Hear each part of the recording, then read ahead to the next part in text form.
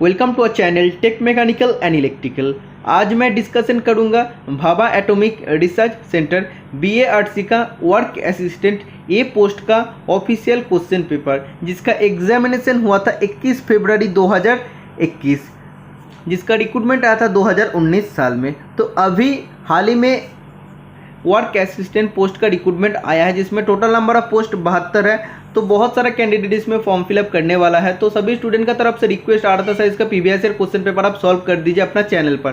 तो previous year question paper लेके आप लोगों का सामने में आ गया हूं। तो आज इसका क्वेश्चन पेपर का पूरा डिस्कशन करूंगा। वीडियो अगर आप सभी को हेल्पफुल लगे तो आप लोग वीडियो को लाइक कर देना, चैनल को सब्सक्राइब कर लेना और जितना ज़्यादा हो सके फ्रेंड्स का साथ चैनल का लिंक को शेयर कर देना। सबसे पहला क्वेश्चन में आपको पूछा गया था। क्वेश्चन डिस्कशन करने से पहले मैं आप लोग को यही कहना चाहता हूँ, बहुत ही आसान क्वेश्चन आप लोग को पूछा गया था। आप सभी स्टूडेंट जानते हैं प्रिलिमिनरी और एडवांस दोनों स्टेज में ही वर्क असिस्टेंट पोस्ट का सेम सिलेबस होता है, जिसमें मैथ का 20 क्वेश्चन रहता है, साइंस का 20 क्वेश्चन रहता है, जीके का 10 क्वेश्चन रहता है। तो एग्जामिनेशन पैटर्न सेम होता है, सिलेबस भी आप लोग का सेम होता है। और प्रिलिमिनरी एग्जामिनेशन का क्वेश्चन पेपर मैं अभी डिस्कशन कर रहा हूँ, इसका बाद मैं एडवांस एग्जाम का भी क्वेश्चन पेपर डिस्कशन कर दूंगा। तो थोड़ा आप लोग वेट कर लीजिए। और बहुत ही आसान क्वेश्चन इसमें पूछा गया था। पूरा पेपर देखिए, वीडियो आप सभी के लिए मोस्ट हेल्पफुल होने वाला है। सबसे पहले क्वेश्चन में आपको पूछा गया था सॉल्व दिस, हल करें। तो इसमें आपको पूछा गया था 2 × 36/3 + 30। तो क्या हो जाएगा, सबसे पहले आपको बोर्डमास का रूल का हिसाब से आपको ब्रैकेट का काम पहले करना पड़ेगा, क्योंकि BOD तो ब्रैकेट का काम सबसे पहले करने के लिए क्या हो जाएगा, 36/3 मतलब क्या हो जाएगा 2 × 12 + 30।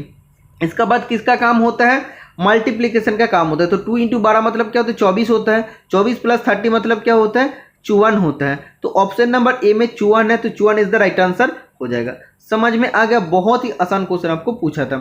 सेकेंड क्वेश्चन में आपको पूछा गया था 20 का 15% प्लस 60 का 6% का कुल योगफल कितना होगा, टोटल सम कितना हो जाएगा। तो the sum of 15% of 20 and 6% of 60 will be, तो क्या हो जाएगा, तो 20 का 15% बोला है मतलब 15/100 और प्लस आपको क्या करना पड़ेगा 60 का 6% मतलब 6/100। तो इसको अगर आप लोग काटेंगे तो आप देख सकते हैं इसमें 5 आएगा और 5 और 3 × 15 काटेगा, तो ऊपर में 3 रहेगा। इधर अगर आप लोग इसको काटेंगे तो क्या हो जाएगा, इधर 3 रहेगा, इधर 5 रहेगा, ठीक है। इसका बाद क्या हो जाएगा 3 + 18/5 हो जाएगा। तो 18/5 का मतलब क्या होता है 3 + 3.6 हो जाएगा। तो इन दोनों को ऐड करेंगे तो 6.6 हो जाएगा। तो आप देख सकते हैं ऑप्शन नंबर सेकेंड में जो दिया है 6.6, तो option number B right answer हो जाएगा इस क्वेश्चन का। समझ में आ गया है। नेक्स्ट क्वेश्चन 3 नंबर, औसत ज्ञात कीजिए, मतलब इसका एवरेज कितना हो जाएगा।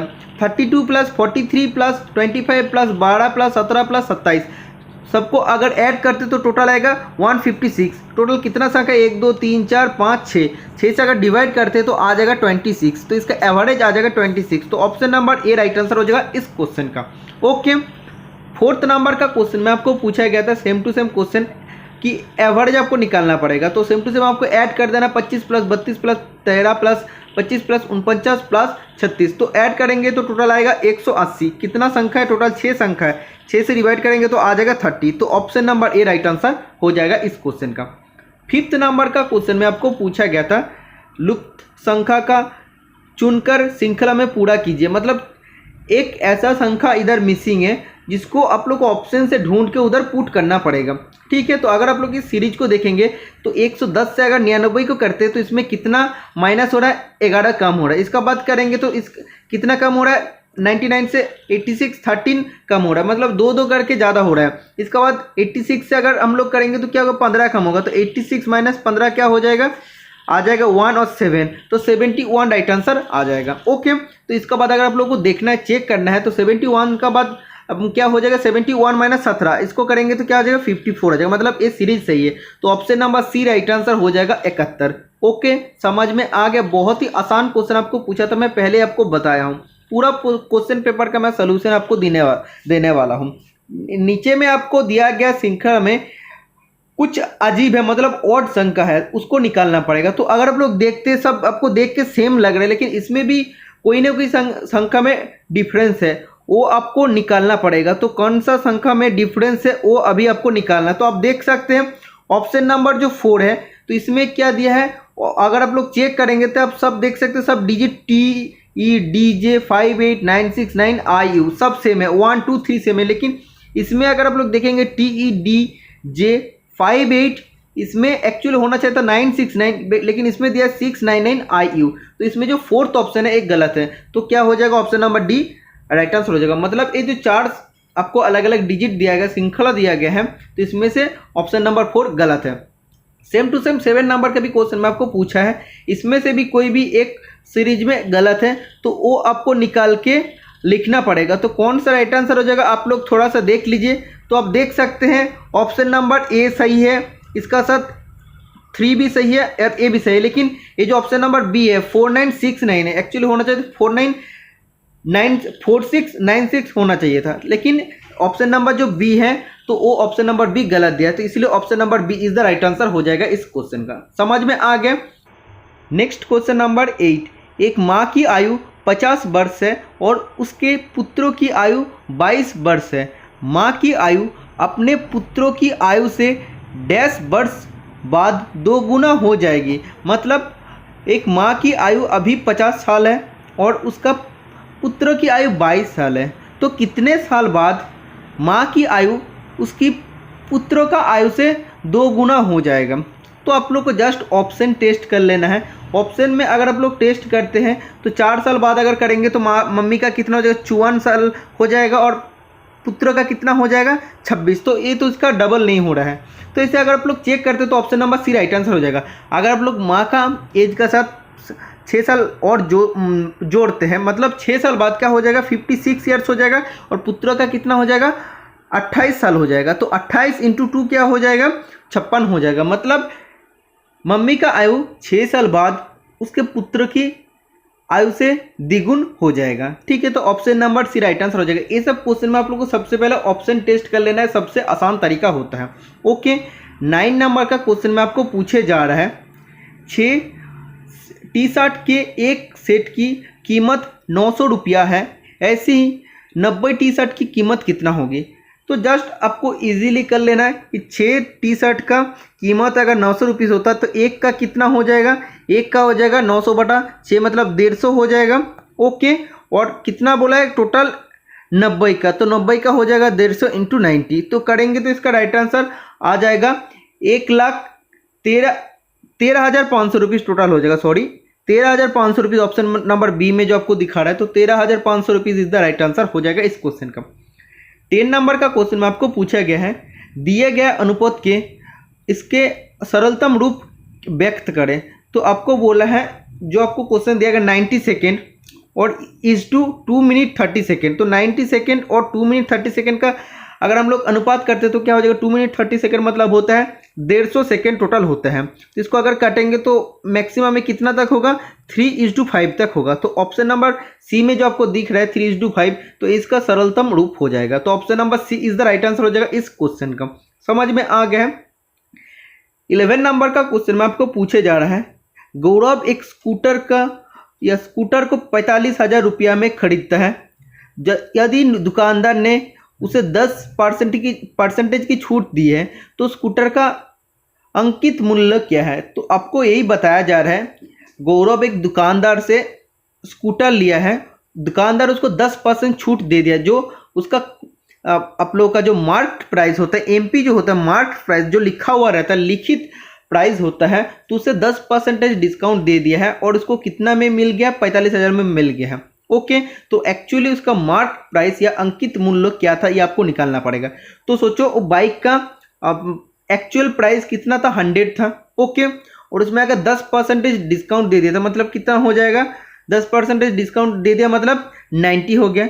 तो वो किसका बराबर हो रहा है, अब देखिए वो 90% अभी किसका बराबर हो रहा है, 45,000 का बराबर हो रहा है। एक्चुअली तो बात में यही बोल रहा है ना कि सोचो कि उसका मार्क प्राइस 100 रुपीज़ है, तो 10% अगर उसको छूट दे दिया मतलब उसको टोटल 90 रुपीज़ में मिल रहा है, तो वो किसका इक्वल हो रहा है, 45,000 का इक्वल हो रहा है। तो 90% अगर 45,000 का इक्वल होता है तो 1% किसका बराबर होगा, बटा 90।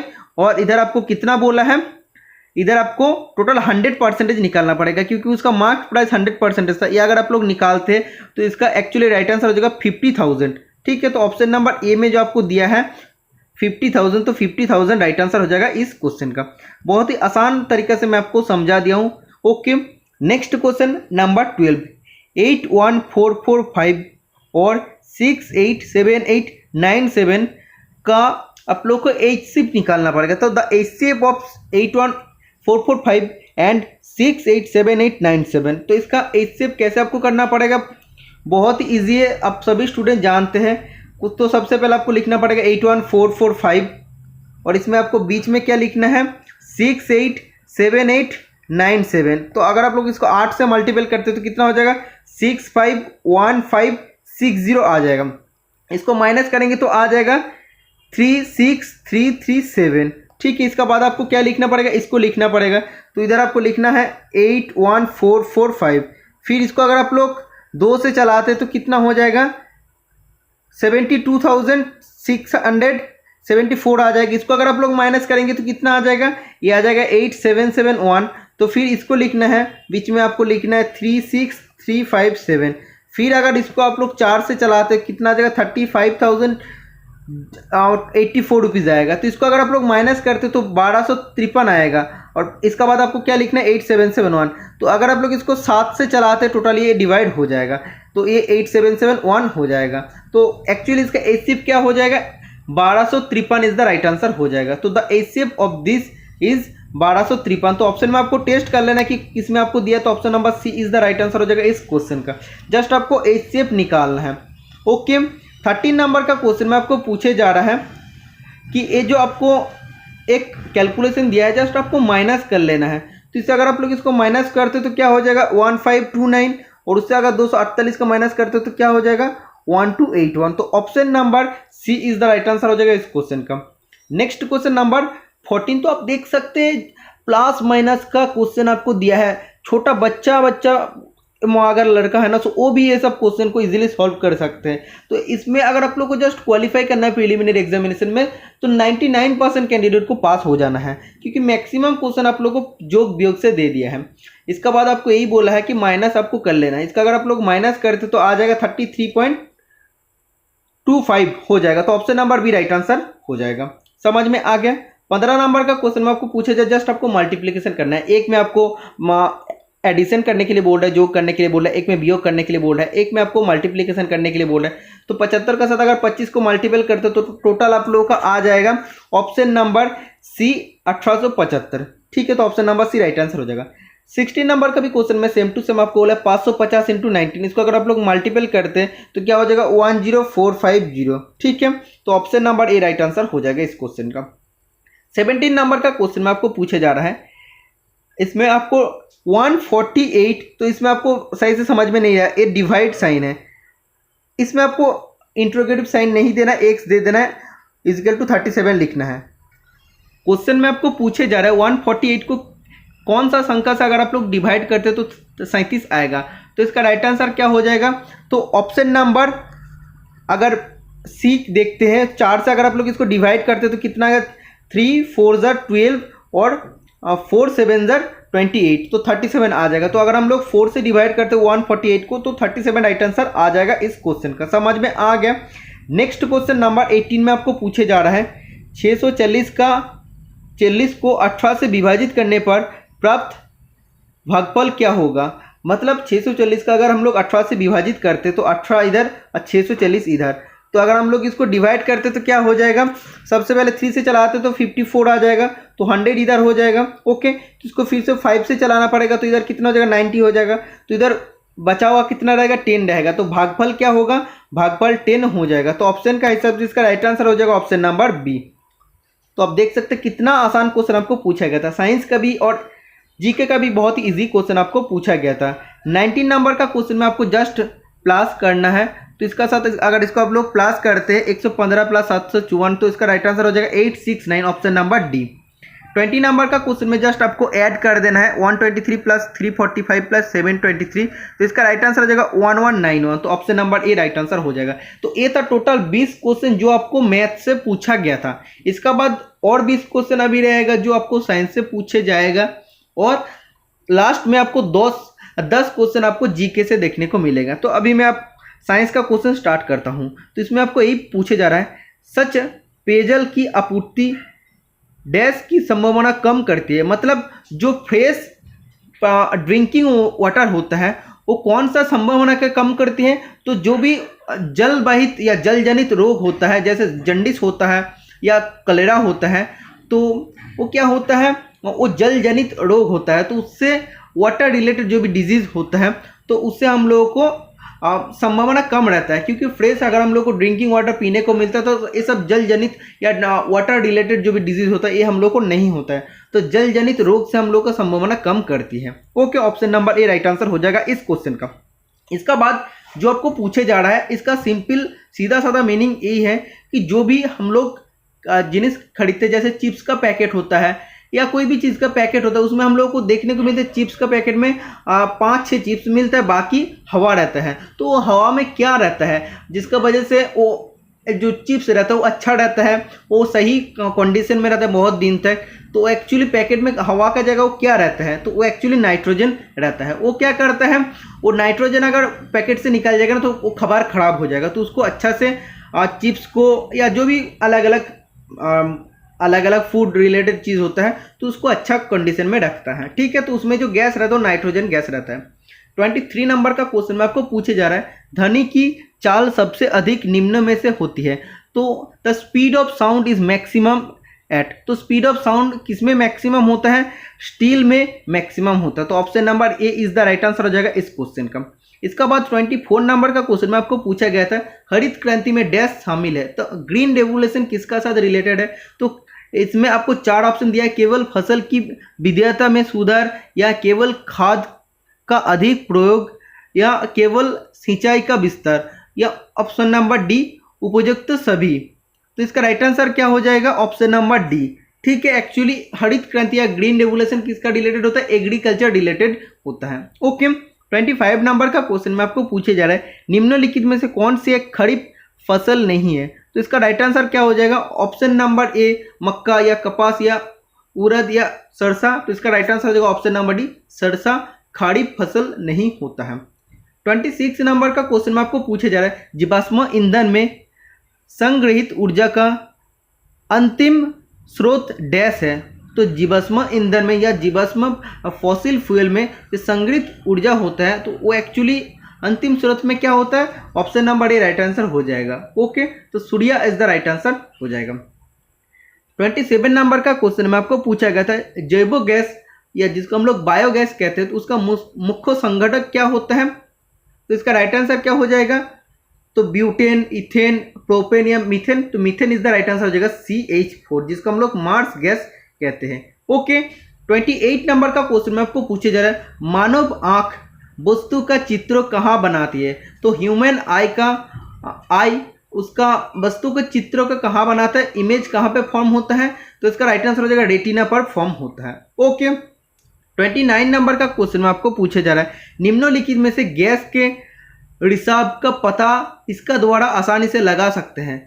मतलब अगर जल्दी गैस डिफ्यूज होता है तो गैस डिफ्यूज होने से हम लोगों को कैसे पता चलेगा कि गैस निकाल रहा है बहुत जल्दी से, तो इथाइल मर्केप्टेन का असहनीय गंध का तीव्र विसरण। तो ethyl mercaptan is the right answer हो जाएगा ऑप्शन नंबर डी।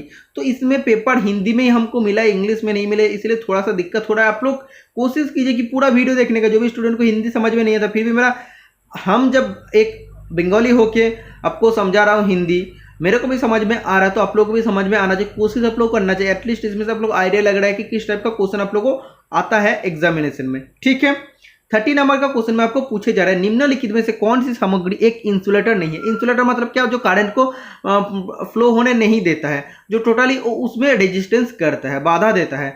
तो तांबा एक गुड कंडक्टर होता है। ठीक है, तो तांबा इज द राइट आंसर हो जाएगा, क्योंकि ये इंसुलेटर नहीं होता, एक कंडक्टर होता है। बाकी प्लास्टिक, लकड़ी, कांच, ये सब इंसुलेटर होता है।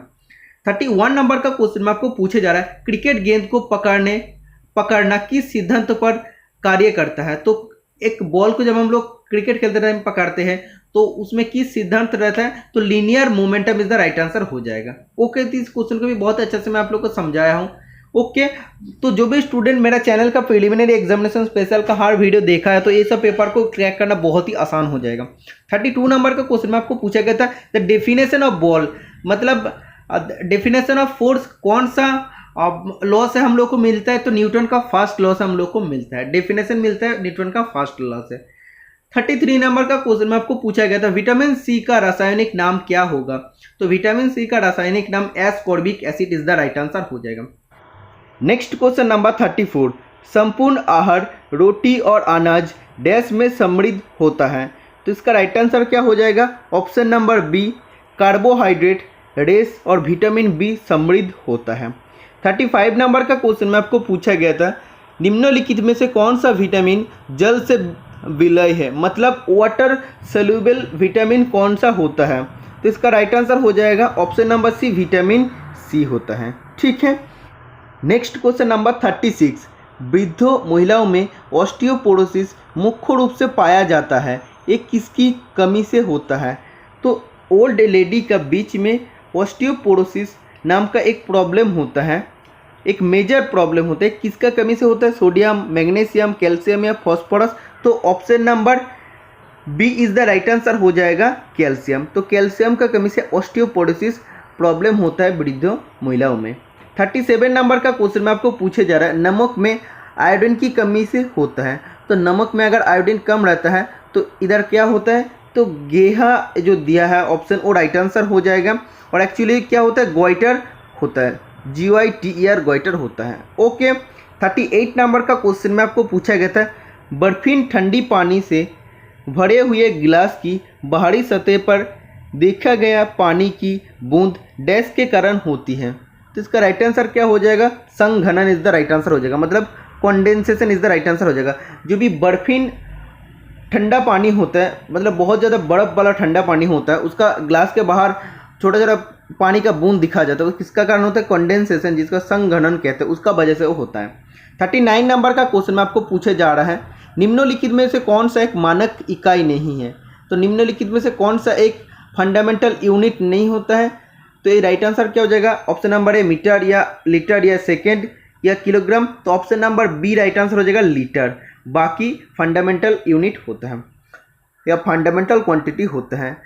40 नंबर का क्वेश्चन में आपको पूछा गया था पृथ्वी अपनी अक्ष पर डैश घूमती है, तो पृथ्वी अपनी अक्ष पर पश्चिम से पूर्व तरफ घूमती है, तो ऑप्शन नंबर ए राइट आंसर हो जाएगा। 41 नंबर का क्वेश्चन में आपको पूछा गया था कौन सा देश भारत के साथ सबसे लंबी या सबसे लंबा सीमा साझा करता है या सबसे ज़्यादा बॉर्डर शेयर करता है, तो कौन सा देश करता है? तो option number D right answer हो जाएगा, बांग्लादेश के साथ भारत का सबसे लंबा बॉर्डर है। 42 नंबर का क्वेश्चन में आपको पूछा गया था महाराष्ट्र में निम्नलिखित में से कौन सा शहर कुश्ती के लिए प्रसिद्ध है? तो रेसलिंग के लिए महाराष्ट्र का कौन सा शहर प्रसिद्ध है? तो ये राइट आंसर हो जाएगा कोल्हापुर। ठीक है, option number C right answer हो जाएगा। 43 नंबर का क्वेश्चन में आपको पूछे जा रहा है पश्चिम बंगाल में हावड़ा पुल किस नदी पर बनाया गया है? तो वेस्ट बंगाल जहां से हम बिलोंग करते हैं उधर हावड़ा ब्रिज किस नदी का ऊपर बनाया गया है? ब्रह्मपुत्र, महानदी, हुगली या यमुना? तो राइट आंसर हो जाएगा हुगली रिवर के ऊपर बनाया गया है। 44 नंबर का क्वेश्चन में आपको पूछे जा रहा है बहुत ही आसान क्वेश्चन आपको पूछा गया था, आप देख सकते हैं इजी जीके आपको पूछा गया था, इसलिए मैं ऑलवेज आप लोगों को सजेस्ट करता हूँ वर्क असिस्टेंट के लिए अगर आप लोग तैयारी करें तो लूसेंट से आप लोग साइंस पढ़ी है और मैथ पढ़ी है। जीके तो कोई भी जगह से आप लोग पढ़ लीजिए क्योंकि जीके जो कॉमन जीके होता है वही आपको पूछा जाएगा। 44 नंबर का क्वेश्चन में आपको पूछा जा रहा है चार मीनार कहाँ स्थित है? चार मीनार इज लोकेटेड इन, तो राइट आंसर हो जाएगा हैदराबाद। नेक्स्ट क्वेश्चन नंबर 45, निम्नलिखित में से वर्ष का कौन सा दिन महाराष्ट्र दिवस के रूप से मनाया जाता है? तो महाराष्ट्र दिवस कब पालित होता है? तो राइट आंसर हो जाएगा 1 May is the right answer हो जाएगा। ठीक है, option number C is the right answer हो जाएगा। नेक्स्ट क्वेश्चन नंबर 46, केसरी एक मराठी समाचार पत्र है जिसकी स्थापना डैश द्वारा किया गया था? तो केसरी एक मराठा न्यूज़पेपर है जो किसका द्वारा स्थापना किया गया था? तो बाल Gangadhar Tilak is the right answer हो जाएगा। ओके, 47 नंबर का क्वेश्चन में आपको पूछा गया था महाराष्ट्र के निम्नलिखित में से किस जिला में चंदोली नेशनल पार्क स्थित है? तो Chandoli national park is located in which district of Maharashtra? तो इसका राइट आंसर हो जाएगा संगली। तो option number B right answer हो जाएगा, SANGLI। ठीक है।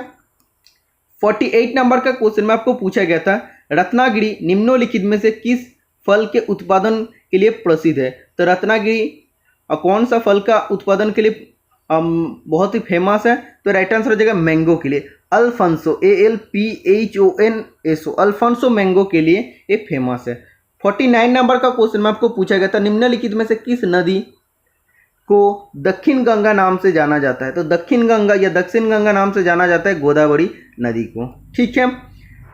नेक्स्ट क्वेश्चन नंबर 50, इन चिन्हों का क्या अर्थ है? एक साइन आपको दिया गया है, इसका अर्थ क्या होता है? तो राइट आंसर हो जाएगा वाहन खड़ा करना माना है, मतलब नो पार्किंग एरिया का एक सिंबल या साइन होता है। ठीक है, नो पार्किंग एरिया में आपको इस टाइप का सिंबल देखने को मिलता है। तो ये था टोटल 50 क्वेश्चन जो आप लोगों का 2021 साल में आपको जो एग्जामिनेशन होता है उसमें पूछा गया है।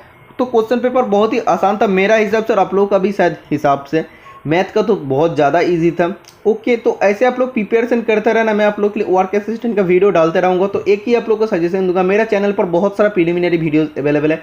इस वीडियो को लेकर टोटल 38 वीडियो हो जाएगा, तो 37 वीडियो अगर आप लोग और देख पाएंगे तो प्रीलिमिनरी एग्जामिनेशन में आप लोग का बहुत सारा क्वेश्चन कॉमन आ जाएगा जब आप लोग BRC का वर्क असिस्टेंट का एग्जाम देने जाएंगे। तो यही मैं आप लोग को सजेशन दूंगा। तो आप लोग अच्छे से तैयारी कीजिए, क्योंकि BRC एक one of the most valuable और इम्पोर्टेंट जॉब है, क्योंकि हम भी जॉब करके आए हैं इधर, बहुत ही अच्छा जगह है। लेकिन मेरा घर का पास हो गया था इसलिए मैं छोड़ दिया, मेरा बैड डिसीजन था शायद। तो आप लोग तैयारी करते रहना, मिलते हैं नेक्स्ट वीडियो में, टाटा बाय बाय।